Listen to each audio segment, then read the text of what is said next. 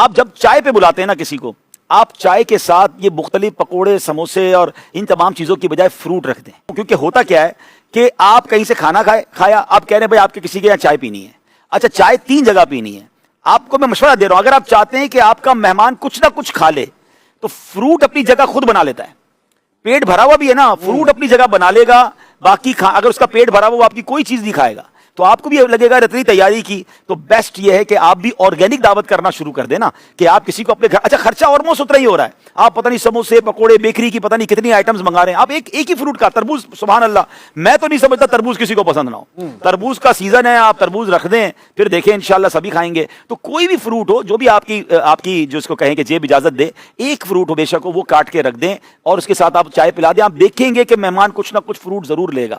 لیکن بعض اوقات اتنی تیاری ہوتی، شرمندگی بھی ہوتی ہے عبد الواجد بھائی، یار انہوں نے اتنا تیار کیا ہے، اب ایک بندہ ہے نا بیکری کی آئٹم کھاتا ہے نہ جناب وہ فرائز کھاتا ہے اور اس کے سامنے اتنی چیزیں رکھ دی، پھر معذرت ہی کرنی پڑتی ہے. تو فروٹ ایک ایسی دعوت ہے، فروٹ ایک ایسا یوں سمجھے کہ ماشاءاللہ اور آرگینک ہے، پھر سنت کی نیت سے سبحان اللہ سے یوسف بھائی نے آج بتا دیا کہ کھجور اور تربوز ہی ساتھ رکھ دیں تو سنت کی نیت سے وہ مہمان بھی کھا لے گا اور آپ کا بھی کام پورا ہو جائے گا. آپ آنکھیں بند کر لیا کریں جب نبی پاک کی سنت کی بات آ جائے نا.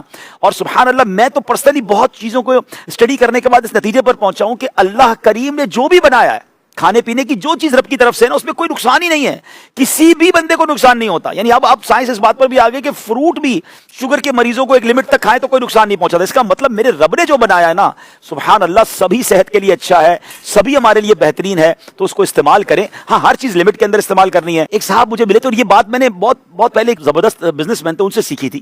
انہوں نے مجھے ایک جملہ کہا، وہ 60 ایئرس کے تھے اور اتنے فٹ تھے، میں حیران تھا. میں نے کہا آپ کی عمر 60 سال کیسے؟ تو انہوں نے کہا کہ میں پروسیس فوڈ کھاتا ہی نہیں ہوں. تو میں نے کہا کیسے؟ تو انہوں نے ایک جملہ کہا، کہتے ہیں عبدالحبیب بھائی جس کے گھر میں عورتیں یا خواتین فیملی جو ہے 8 گھنٹے کچن میں ہے نا، وہاں 80% بیماریاں ہیں. جس کے گھر میں روزانہ 6 گھنٹے چولہا جلتا ہے اس کے گھر میں 60% بیماریاں ہیں. 4 گھنٹے چلتا ہے 40% ہے، 2 گھنٹے چلتا ہے 20% ہے. میں نے کہا نہیں چلتا، فارمولا بنایا انہوں نے.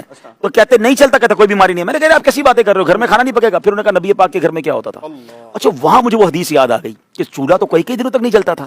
اب یہ اسلامی بہنیں تو آج خوش ہو رہی ہوں گی کہ چلے ہمارے کچن کی چھٹی کروا رہے ہیں، لیکن یہ پورا دن جو کچن میں گھس کر بس پکوان ہی بن رہے ہیں، بنی جا رہے ہیں. تو یہ پروسیس کر کے ہم کیا کر رہے ہیں اپنے ساتھ. تو آرگینک فوڈ کی طرف آئیں اور پھر ہم نے نبی پاک کی سنت سے بھی جانا.